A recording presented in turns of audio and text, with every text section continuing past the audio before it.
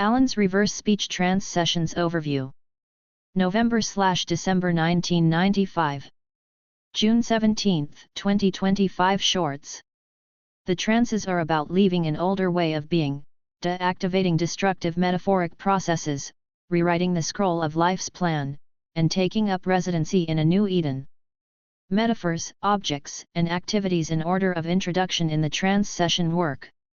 First, Rome, whirlwind, hall of records, woman, scroll of life's plans, goddess, Lord, journey to the desert oasis. Second, north and south whirlwinds. Satan from the south wind sent to an eastern ice tomb. Owl extracted from north wind. Garden of Eden, serpent and lawyer. Third, the lass, journey to Ark of the Covenant. The horse, the soul's plan of life, erasure of warts. Return on the golden path to Eden. Fourth, the wolf resuscitated.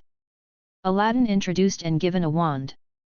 Rosalind is summoned from a tar pit, decapitated, and buried. Aladdin taught mirroring by the lass. The monument receives the updated scroll from the lawyer. The Aladdin gives a ball of magic transformational energy. Journey to, repair of, and sailing out of the ship of business on the western shore. Side trip to the Alexander Sea. Fifth, journey on the repaired ship with Wolf to the new island. The phone booth and entry into it. Sixth, the horse, left and right whirlwinds. The Earl, journey to the new Eden. A fountain. The palace, its treasure, the elk, the throne. The eagle. Seeding of the new Eden landscape with treasure jewels. Post-work, white wolf, she-wolf, and puppies. First, trance details. This trance is about a journey to the desert and access of the initial metaphors. A scroll of life's plans is presented for correction. A vision of some old Egyptian temple columns is presented in the trance induction. A view out through the columns shows a landscape of a flat desert although not of sand. The start of the trance involves an activation of the metaphor for Rome, the seat of life's business energy. The imagery is of the entrance to a large commercial, governmental, library, or hall of justice structure. It has Roman columns, 8 of them, and several terraces of stepways leading up from the street to the entrance. The initial view of the Rome building is from an elevated position of roughly 100 feet looking down on the building entrance from a southwest perspective. A request is made to activate the metaphor for the whirlwind, but I have trouble seeing it. There are no other people about. The Rome building is situated in a city with other buildings around it but not on organized streets that are straight with perpendicular intersections. I enter the Rome building through its foyer. There is a request made for an activation of the woman metaphor. This leads from the foyer to a right turn down of a hall of records imagery seen in prior dreams and hypnosis sessions. The first room on the right is entered. There is a woman in her mid to late 40s standing there. I pass her, turn around and look back. She is attractive with long hair. She points over my shoulder in the direction I was going towards and insists that I continue that way. I look forward and back at her again and she gets impatient with me and again insists on my moving on. She has her right arm pointing straight out past me and her left hand on her hip. 00SHE wears a light tan gingham gown that reaches her ankles and has a wide belt. Her dress is very much like that of the woman in the Maxfield Parrish painting Enchantment for Edison Mazda. Her hair is blonde and shoulder length. She is a no-nonsense person and is rather stern. I turn in the indicated direction and step out of the room, apparently through some French doors, into a yard area that is bounded on the left by the exterior of the Hall of Records and on the right by the Rome building, I guess. There is a large tree to the right, south, and a view off to the southeast in the distance of snow-capped mountains. It is summer. Odd as it is, the yard area and tree were not visible from the initial view of the Rome building. Indeed, the passage through the Hall of Records room seems to have taken me out of the Rome metaphor. Commentary: the woman does not seem to match the Ars Dictionary metaphor description, though she does seem to know what is going on and that I should not dawdle in looking at her, rather I should get moving and be busy about it. A request is made to activate the metaphors for the goddess, the Lord, and a scroll of life. Details are inaccurate here, although the scroll is wound around a bobbin or scepter and is sealed or tied with a ribbon. There is something wrong with the information written on the scroll and we are to deal with it. I carry the scroll in my left hand or give it to the Lord to carry. Throughout all of the trances I never get to see what is written on the scroll. What a bummer given that I paid for all of this. A request is made to activate the metaphor for the oasis in the desert. The imagery immediately shifts to a scene of an American Indian/Mexican/American Old Western place in a desert area, not sand dunes as in Egypt, where there is the ruin of a Spanish dwelling with the shade cover of a large tree. We are in the shade of the tree facing east looking off into the distant mountains, perhaps the same ones as seen from the Rome imagery. The goddess is on my left holding my left hand and the Lord is on the right holding my right hand and somewhere in there is the scroll.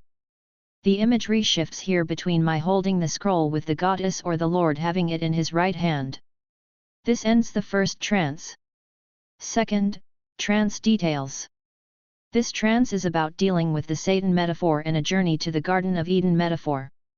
The owl metaphor is introduced and requested to leave the whirlwind it is in so as to disconnect the intellect from the process of reconstruction. The trance starts where we left off in the first session. The goddess, Lord, and I are facing off to the east. A request is made to activate the metaphors for two whirlwinds. One comes from the north and the other from the south. I am asked to slow down the south whirlwind and dissipate it. This whirlwind has been the context out of which I have been operating all this life.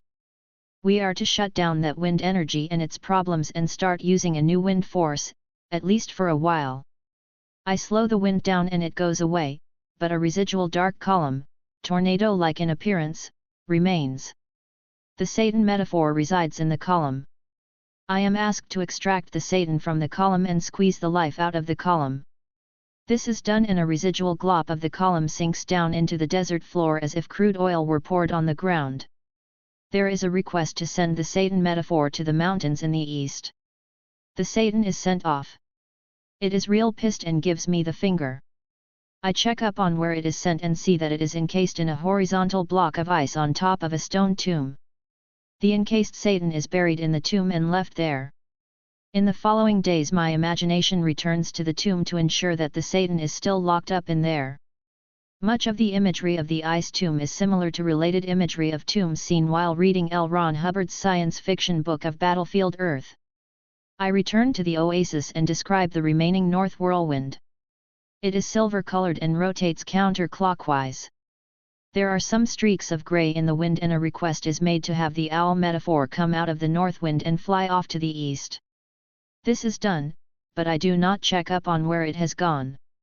I remark that there is directed internal instruction from the imagery to deliberately verbally say that the whirlwind color is gray, as opposed to white.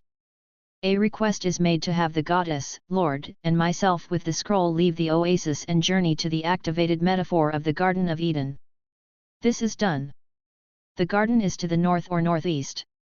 We walk there in an instant. Entry to the garden is from an eastern side and I immediately see trees, grass, and other objects. The imagery looks like a picture out of an art book. The trees are mostly fruit-bearing up to 10 foot in height with spherical-shaped foliage. The garden appears to be about 150 yards in diameter and is circular-shaped. The area outside the garden is like the desert. There are no closed gates, functional walls, or barriers to the garden entrance. The initial and central focus view is upon a tree directly in the center. This is the tree of the knowledge of good and evil. There is a snake, serpent, coiled up in the branches.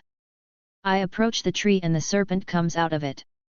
Unlike the dealings with the other metaphor objects, there is no need to tell or direct the serpent to move or change its behavior.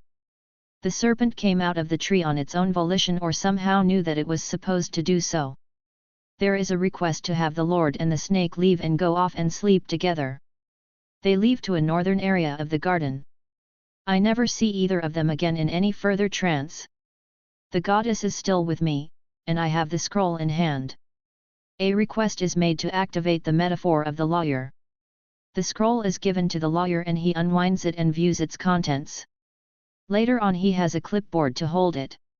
He does not show me the contents of the scroll. A request is made to go to a bed area, it appears in the south of the garden, and to sleep there with the goddess. This ends the second trance.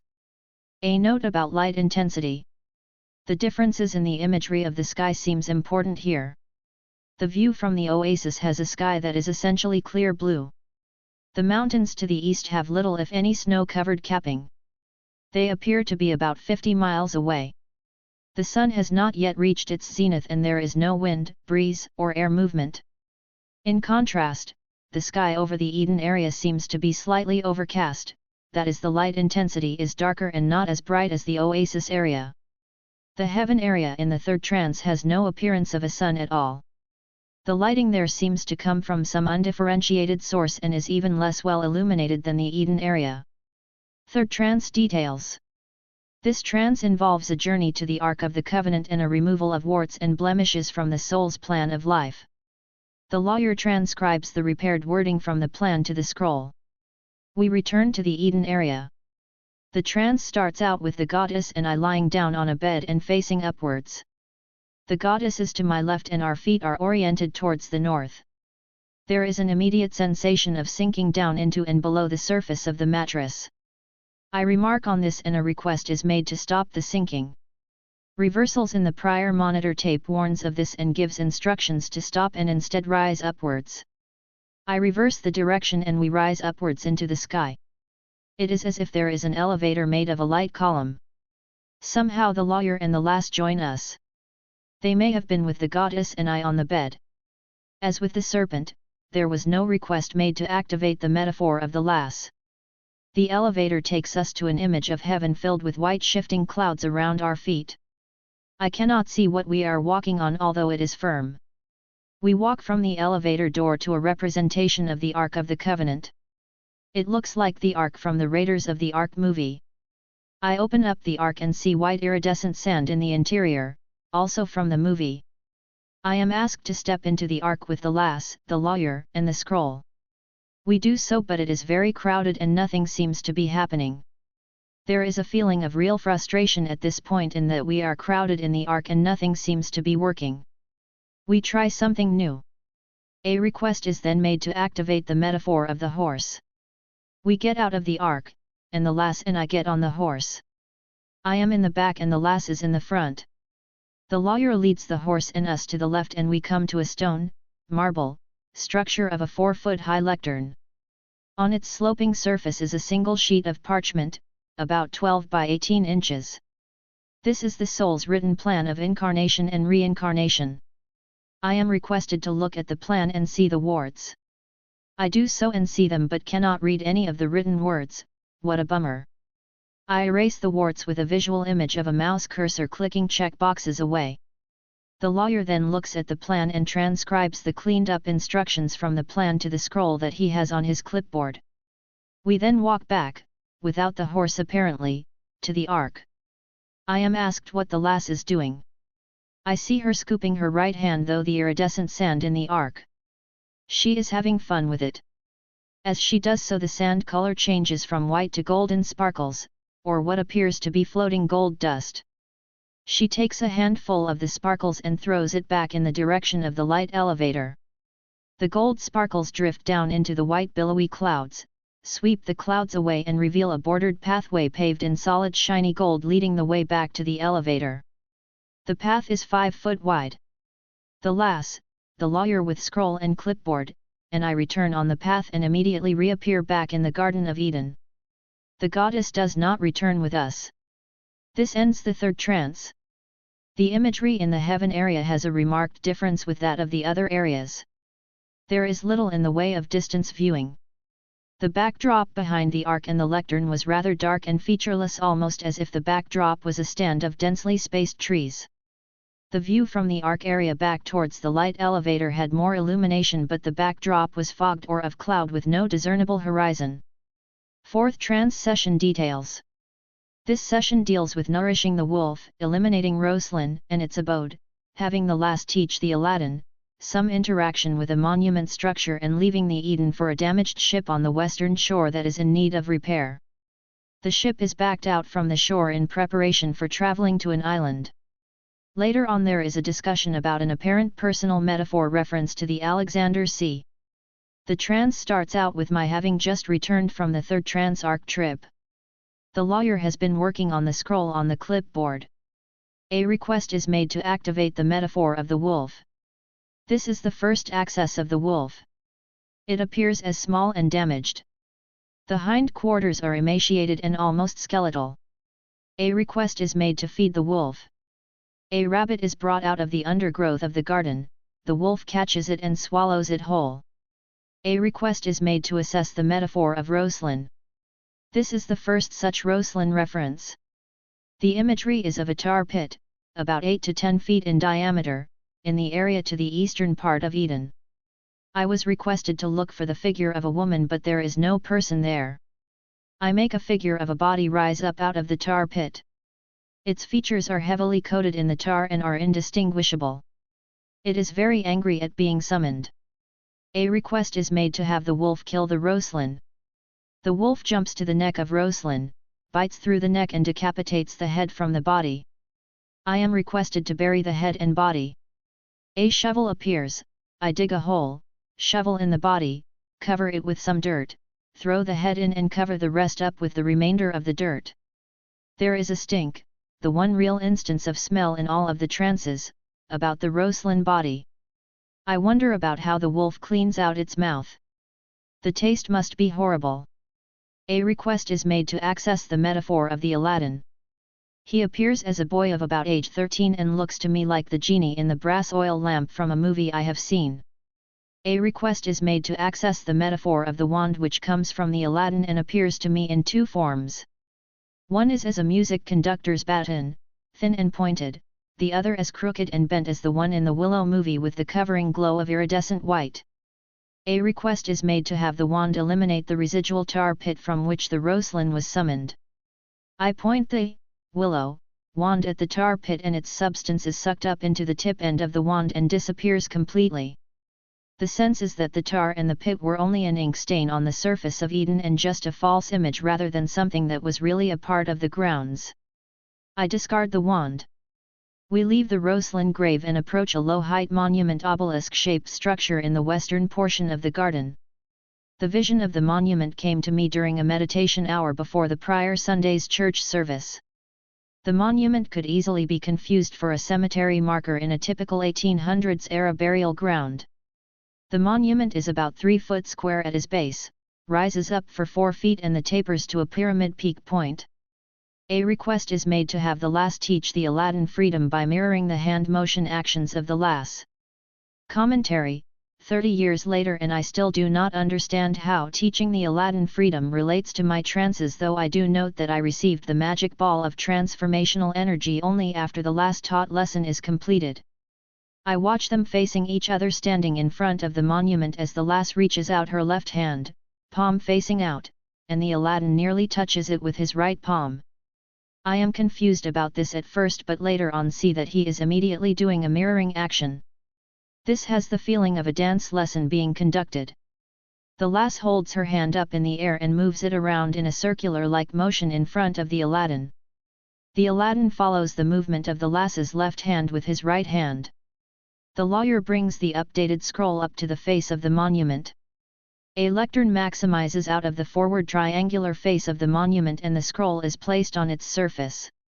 Somewhere along here the Aladdin presents me with a ball of magic transformational energy. It is as large as a basketball.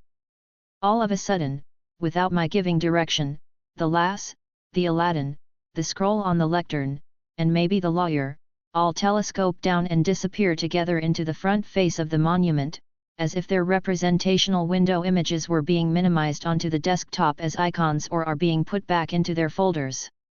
I am left with the wolf and the ball of magic transformational energy, and we are requested to leave the Garden of Eden and take a journey.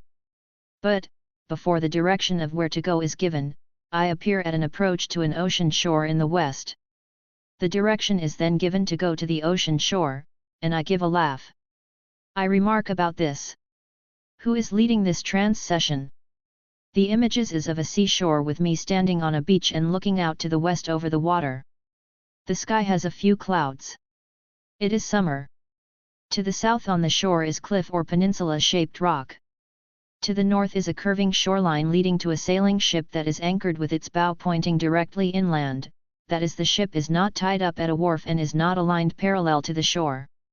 I approach the ship and observe that something is very wrong with its structural appearance. There is a small mast in the front, but there is no larger main or mizzen mast in the back. I get up on the forward deck of the ship, ball in hand and wolf following. I look towards the west and see the damage to the ship's aft deck and interior. There is a pit, 15 foot across and 10 foot deep, of splintered and fractured wood, from what appears to be the explosion of an artillery shell that the ship took in battle. I am requested to clean up the mess, and what a mess it is.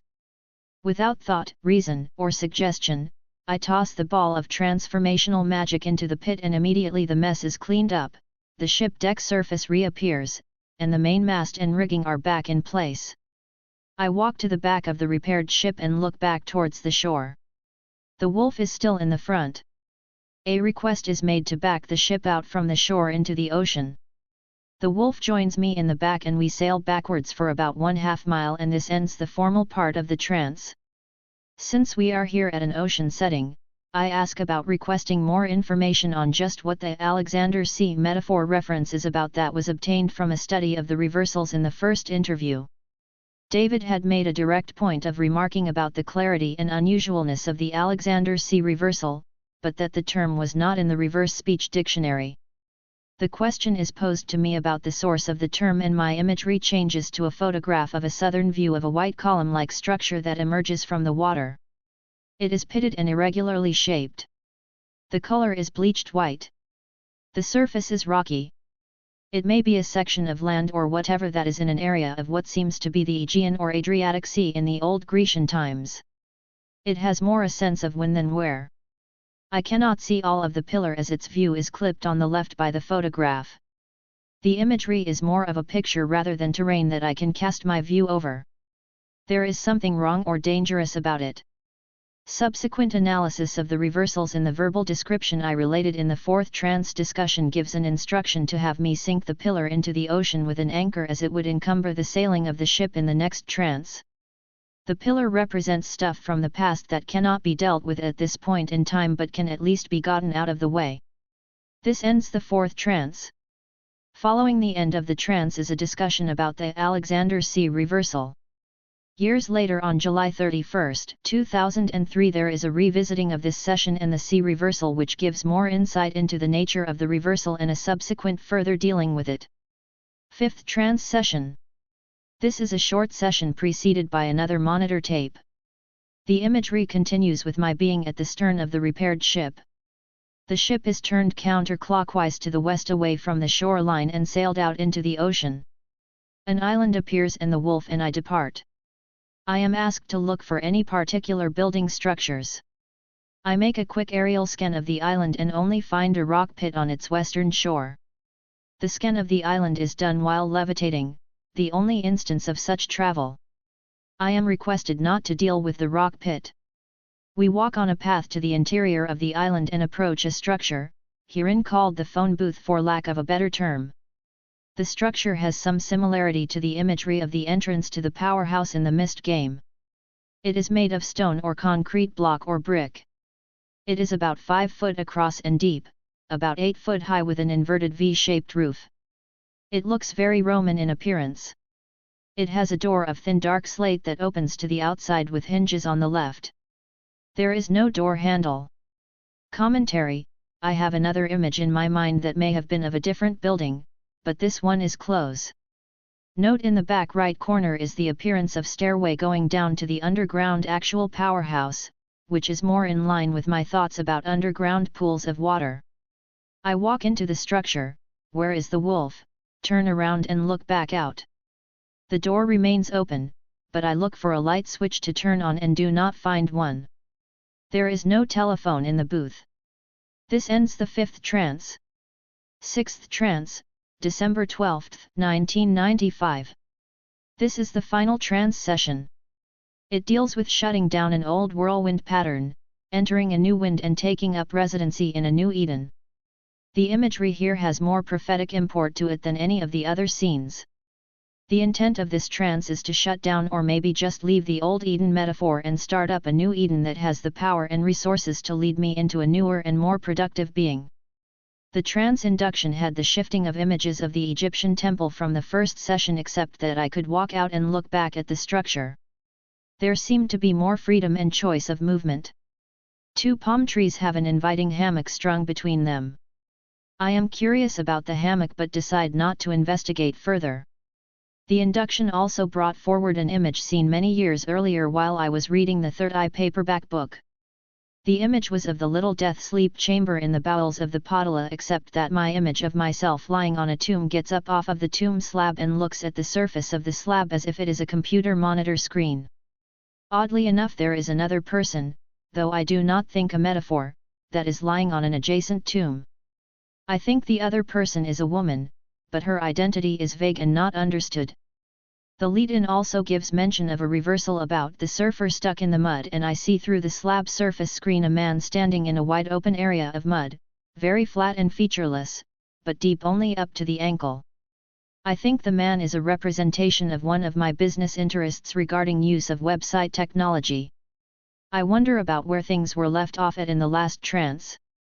I remark that I thought we would use the phone booth structure as a portal to an underground area, but that does not happen. The trance continues with me being in the phone booth. The wolf enters it with me. We are facing south out of the doorway of the booth. A request is made to activate the metaphor of an old left whirlwind, off to the east, and a new right wind, to the west. A request is made to have the horse appear and to start shining it up with a brush. The imagery gets strange here.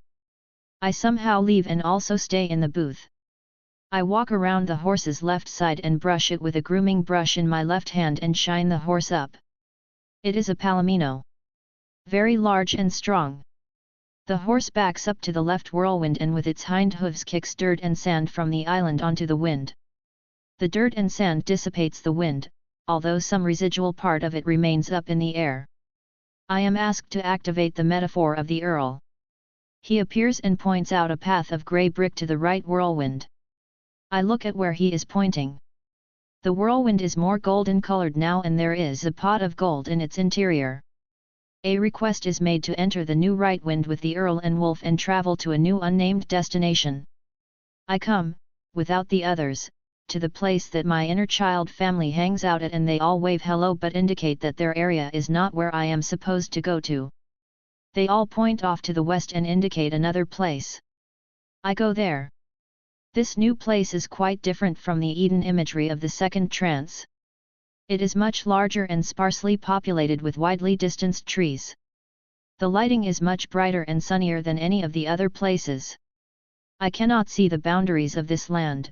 However, there is a mountain ridge to the south, and it seems like there is an ocean not too far off to the west.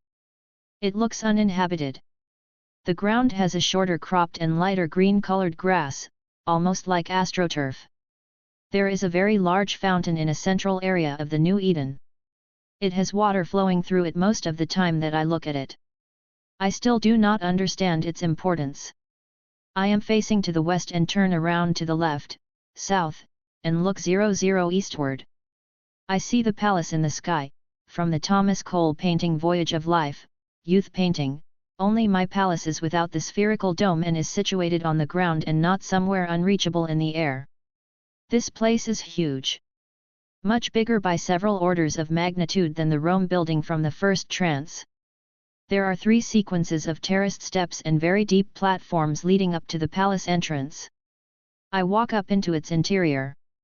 Where is the wolf? I am transported to the interior of the palace on the main floor. The ceiling is 100 foot high and there are massive 10-foot diameter support pillars arrayed in 2 columns in the interior reaching from the front to the back. I cannot see the distant far side walls of the palace. All of the lighting seems to come in through the front entrance. In the center area is a spread out mound of treasure, gold coins, diamonds, rubies, emeralds and such. The mound must be 30 feet in diameter and rises to a height of 3 foot in the center. There is nothing guarding it, nor is there any need for a guard. I am standing in the shadow of one of the support pillars on the right-hand, south, side. My view of the center of the Mount of Treasure is from the southeast. It is almost as if I am hiding behind the pillar and not wanting to be seen. I am asked to activate the metaphor of the Earl. He appears to my left about 16 feet away near the rim and the proper front of the treasure mound, west side. I am then asked to activate the metaphor of the elk. It appears on the other side of the treasure mound from me, northwest side. It walks around the mound, counterclockwise, and stands behind and to the side the Earl. Suddenly a water well bucket, wood construction with iron ring section as a handle, is presented to me by the Earl. I take the bucket, walk up to the edge of the mound and scoop up some of the treasure to fill the bucket to overflowing. The Earl and elk are indicating that I own and am do all of that which I see. I enter the mound of treasure and find myself sitting on a throne in the center looking directly out through the palace entrance to the west towards where the Earl and elk are standing. I look around behind my back to the front surface of the chair and see my name of Alan written on it. At this point my imagery view leaves my body to an elevated position on the southeast side of the mound and looks down at myself as I suddenly get up and look around to the back of the throne. I see myself looking at a past life Egyptian name written in hieroglyphics that I had when I was once priest to Pharaoh. I remark I do not know how to pronounce it or read the lettering. There seems to be an urgent need to assure myself that the text of the name has not been erased. There is a great sense of significance to the Egyptian time frame of the name and that the name has not been erased from the chair. My imagery view then returns to my body. I leave the mound of treasure with the bucket of jewels and ride out of the palace on the horse. A request is made to access the metaphor of the eagle. My view shifts to the vantage point of the eagle flying up and out over the land of the New Eden. The view is to the west. The trance is being terminated now, but the imagery continues on my own direction. I get off of the horse and stop on the final terrace platform in front of the palace just before the land of the New Eden. I see myself holding the bucket of treasure to my chest in my left arm, reaching into it with my right hand, grabbing handfuls of the gems and throwing or casting them out onto the landscape of the New Eden. I throw with such force that some of the jewels land, some many miles away, beyond the range of my visibility. The gems are the seeds of new financial growth, putting the riches of the treasure to work. This ends the sixth and final trance. In a subsequent non-reverse speech trance meditation in 2004, I revisit and resume the final scene of the sixth trance and meet up with a doe, female deer also not in the Ars dictionary, who leads me from where I was last standing out into the then more forested expanse of the New Eden to where the water fountain is located. I meet the Earl again and he presents me with a flattened ruby crystal which he places on the third eye area of my forehead. The ruby sinks into my head as the Earl remarks more data than you can ever possibly imagine presumably, and I get goosebumps as I type this, about the alien Nephilim involvement in Atlantis. Astrology notes from Google searches and AI overviews. Mercury is in Sagittarius in early December 1995 signifying a direct, enthusiastic, and often unfiltered communication style. Individuals with this placement are typically eager to share their ideas, which can sometimes be blunt and opinionated. They are also likely to seek deeper meaning in life and challenge the status quo.